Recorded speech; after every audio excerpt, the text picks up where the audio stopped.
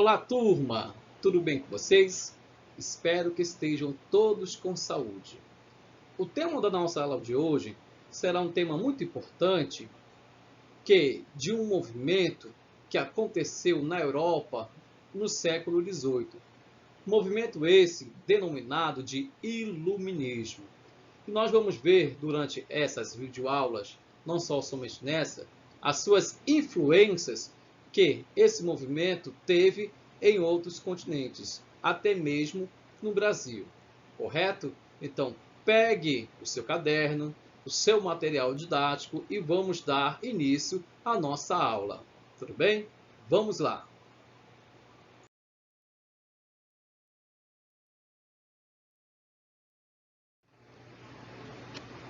Vamos começar então a falar, primeiramente, dos antecedentes do movimento iluminista. Lá no livro de vocês, no livro didático de vocês, vocês têm essa imagem aí, que é a imagem de um pintor muito conhecido ali no final da Idade Média, no início do Renascimento. Nós vamos ter essa imagem que vai se chamar de imagem Os Seis Poetas Toscanos. Está lá no livro didático de vocês, aqui, ó. Serve o livro? Está bem aqui, ó. E também está aí na tela dos slides que eu estou apresentando aqui agora. Então, o que quer dizer essa imagem? O que de importante tem ela? Bem, para todo professor de história, para todo aquele que se debruça sobre a história, isso é uma marca importante. Por quê? Porque está aí marcando o Renascimento. Você está mostrando que aqui nós temos 6 poetas, 6 pessoas importantes desse período histórico, na qual nós temos aqui o globo representando, claro, o planeta, mas o planeta de forma de quê? Uma forma de esfera, redondo. Aí você tem que saber que na Idade Média, muitos diziam que o planeta não era dessa maneira. Tinha uma outra forma, que era o Sol que girava em torno da Terra, e não a Terra e outros astros em torno do Sol. Então eles começam a ter, digamos assim, muito mais liberdade e buscar na fonte antiga, principalmente na fonte greco-romana que ficou lá atrás. Então é por isso chamado Renascimento. Renascer de novo, nascer outra vez. Ou seja, os textos antigos vão surgir novamente para quê? Para suprir uma ideia de que nós só temos a verdade baseada na Bíblia, na religião. Ou seja, somente isso é verdade naquele tempo. Então o Renascimento vem aí com uma outra forma de ver o mundo, uma outra forma de pensar o mundo.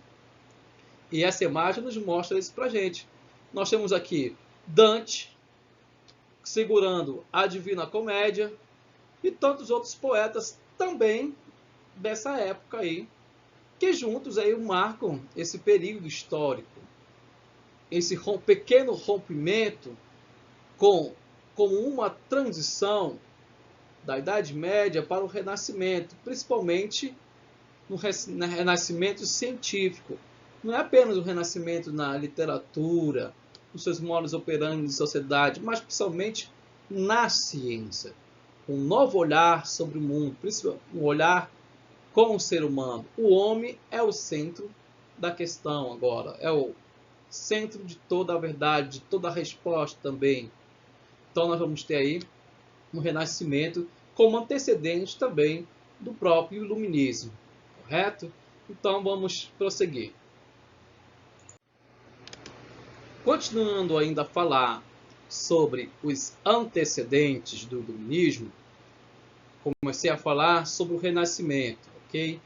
Então vamos dar continuidade. Então o Renascimento vem trazer isso, trazer um pouco mais de humanidade dentro de uma lógica apenas divina, atrelada apenas à religião. Então nós vamos ter um movimento humanista, na qual o homem será o centro de todas as atenções. o antropocentrismo. Vamos ver as coisas com muito mais racionalidade, ou seja, o racionalismo e também o hedonismo. Agora, nós não vamos mais nos basear apenas nas escrituras sagradas para compreender a visão de mundo, mas sim também usar métodos que serão chamados métodos científicos, baseados na observação e experimentação.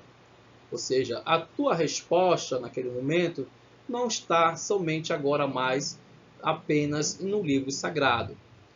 Ela tem uma razão, tem um porquê, e o cientista, ou seja, aquele estudioso, vai em busca dessas respostas. Usando o quê? Apenas a opinião dele? O famoso achismo? Não. Utilizando-se métodos, partindo-se de métodos da observação e também experimentação para tentar chegar a uma verdade. Correto? Então nós temos aí um pano de fundo muito importante para compreender esse movimento que vem logo em seguida, que é o movimento do iluminismo. Ou seja, vão voltar às fontes novamente. Assim como o Renascimento voltou às fontes greco-romana, o iluminismo também vai dizer que não precisa mais estar somente ligado à igreja, à religião, aos dogmas. Não. O homem ele pode também, a partir de métodos, chegar à sua verdade. Compreendemos? Então, vamos lá dar continuidade.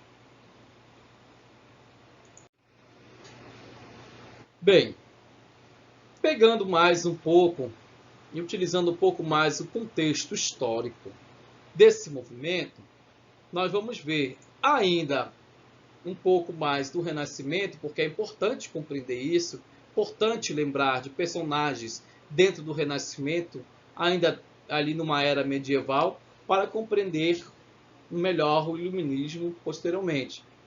Aqui nós temos uma pintura que demonstra o cientista Galileu Galilei, que está sendo interrogado pela Inquisição da Igreja Católica. Ele representa um lado importante do movimento iluminismo. De fato, lá no século XVII, Galileu Galilei foi detido pela Igreja por defender a ideia de que a Terra girava em torno do Sol. Ou seja, Galileu Galilei contrariava os dogmas religiosos e também tradicionais por meio do quê? Por meio da ciência, por meio de estudos, por meio da observação. Certo dia ele estava lá com seu telescópio e viu que não era a Terra que girava em torno do Sol. Quer dizer, não era o Sol que girava em torno da Terra, mas sim a Terra que girava em torno do Sol, assim como os demais astros também. Entretanto, vai ser somente no século XVIII que o iluminismo vai se configurar como um movimento político e também cultural.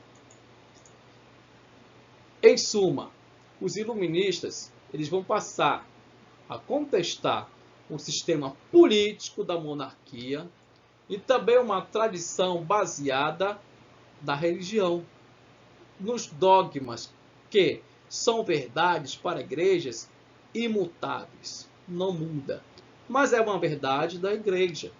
Ou seja, o homem está agora, através desse movimento, pronto para buscar outras verdades, outras perspectivas. Há um grupo social, que é a burguesia, que está em ascensão no século XVIII. Essas ideias iluministas vão ser importantes para defender o que eles vão chamar ali de liberalismo econômico.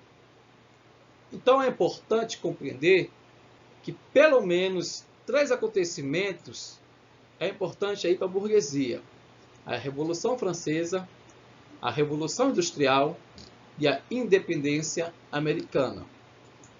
Tudo influenciada pelo iluminismo. E esse iluminismo não ficou apenas preso na Europa, na América Latina, aqui na América do Sul, ele também vai se fazer presente. Principalmente quando, em 1890, é proclamada a República, 89, 90, é proclamada a República no Brasil. Então, tem certas influências também iluministas nesse período também no Brasil, que nós vamos ver aí posteriormente em outros vídeos, correto? Então, vamos prosseguir. Nós vamos começar agora a falar sobre algumas características importantes deste movimento. Uma delas é o racionalismo, ou seja, o uso da razão. Essa razão é utilizada dentro desse movimento como propriedade humana.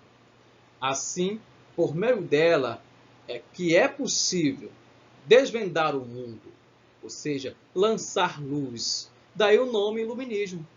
Ou seja, você vai clarear, você vai lançar luz sobre aquilo que parece obscuro, sobre aquilo que parece que somente algumas pessoas têm acesso.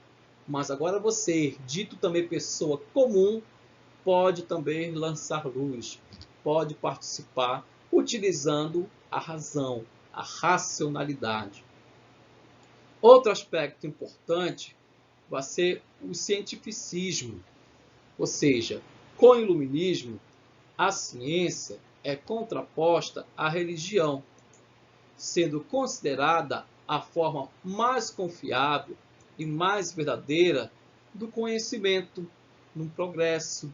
Ou seja, por meio da razão e da ciência, a humanidade seria capaz de se aprimorar, alcançar e cada vez mais aperfeiçoar-se. Por esse motivo, os tempos passados dominados pela igreja, quando eu falo igreja, eu falo igreja católica, foram chamados de século das trevas. Por quê? Porque estava preso somente a certa comunidade, preso também a somente um livro. Esse livro é o livro sagrado dos cristãos, é a Bíblia. Ou seja, ali vai ter a resposta naquela época para tudo. Ou eles vão dizer, aqui tem resposta para tudo, não precisamos de outra coisa, a não ser essas escrituras.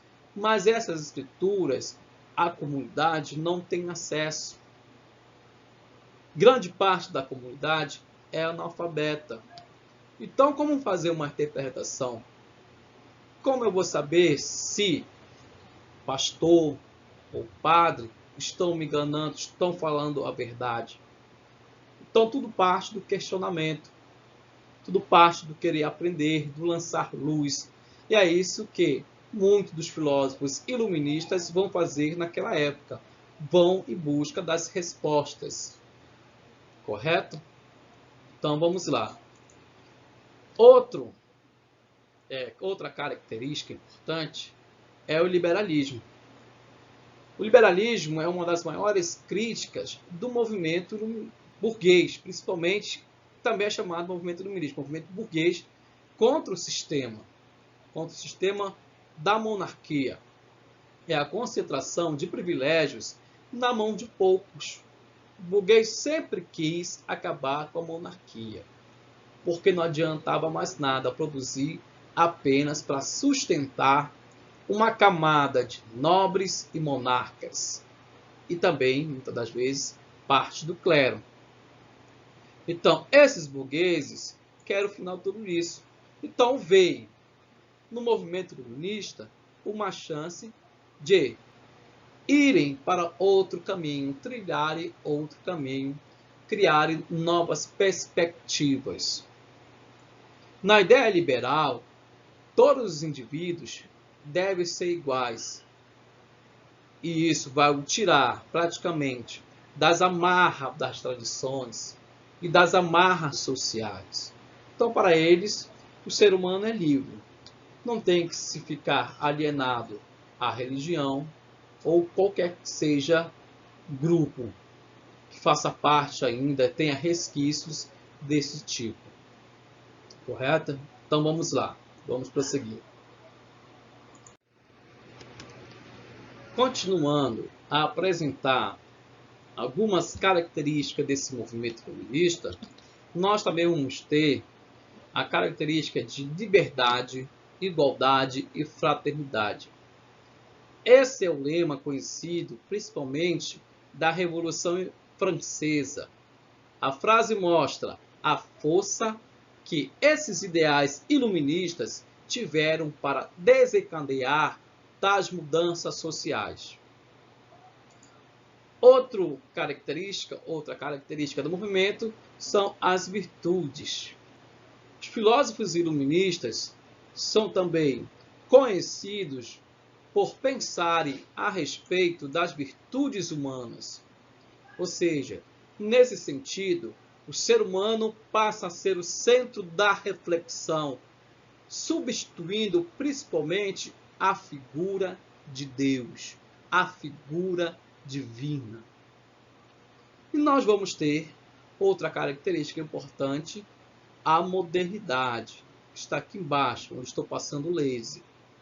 Ou seja, o momento do apogeu do iluminismo onde foi considerado o século das luzes, em contraposição principalmente aos séculos chamados século das trevas, lá no passado. Desse modo, esses pensadores ou esse pensamento vai situar o momento atual como o mais moderno e o passado como sempre uma versão atrasada do presente. Então, compreendido essas características do iluminismo, mas vejam bem, a verdade de certos filósofos não quer dizer também que seja a verdade do mundo inteiro.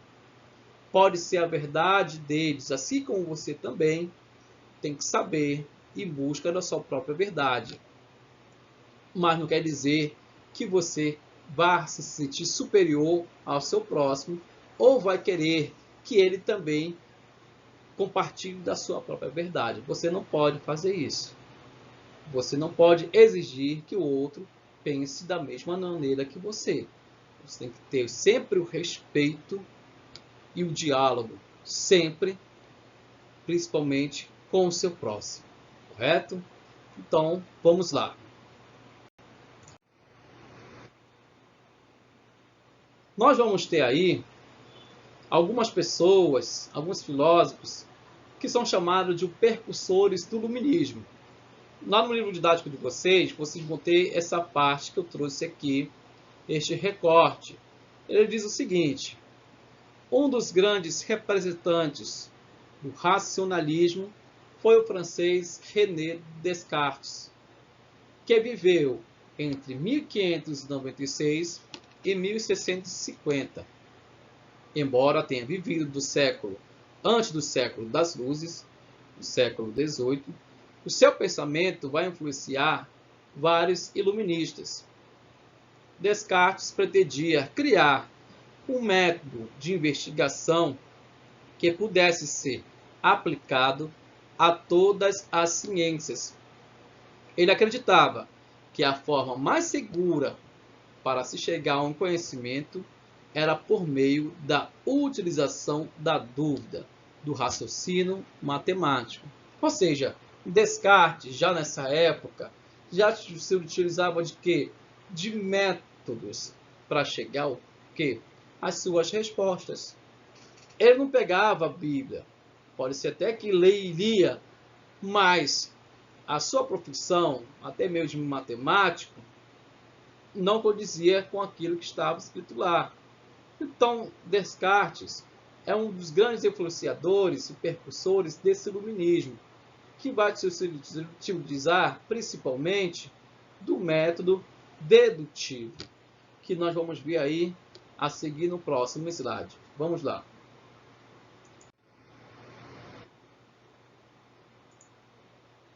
Então, nós vamos ter aqui um método chamado método dedutivo, que vai ficar bastante conhecido após a publicação da obra de Descartes, chamado Discurso do Método. Ele vai basear-se no cumprimento de 4 operações principais para a solução de um problema. Ele não vai buscar ali escritos religiosos, Não, vai usar-se métodos, o método dedutivo. Então, era necessário, primeiramente, dentro desse método, era necessário duvidar de tudo que fosse apresentado como verdade. E a partir daí, iniciar o processo de raciocínio com base na dúvida. Em seguida, a questão deveria ser dividida em partes menores. Começava-se então a resposta ao problema, por suas partes mais simples, depois pelas mais difíceis, e então agrupava-se aos raciocínios de forma que fosse delineando uma resposta para a pergunta. Por fim, enumeravam-se todas as conclusões tiradas para conferi-las, com o objetivo de manter a ordem dos pensamentos. Veja bem, Descartes aí está dizendo como trabalhava, usando hoje o que nós chamamos de método dedutivo, ou seja, um método que é utilizado na ciência. Muitos pesquisadores, até mesmo historiadores, usam certos métodos. Um desses métodos pode ser o método dedutivo também. Há outros tipos de métodos? Sim, mas tudo assim da maneira que Descartes vai também aí explanando. Ou seja, primeiro se pega uma parte, se faz essa primeira fase, vamos para outra fase, e assim vamos tentar chegar a um denominador comum que ele vai chamar de verdade, que ele vai chamar de resolução do problema. Ou seja, ele não vai ficar apenas no campo do achismo, dizendo, eu acredito nisso, então é isso. Eu penso que é assim. Não, ele vai se utilizar de métodos e métodos científicos. E ele vai continuar.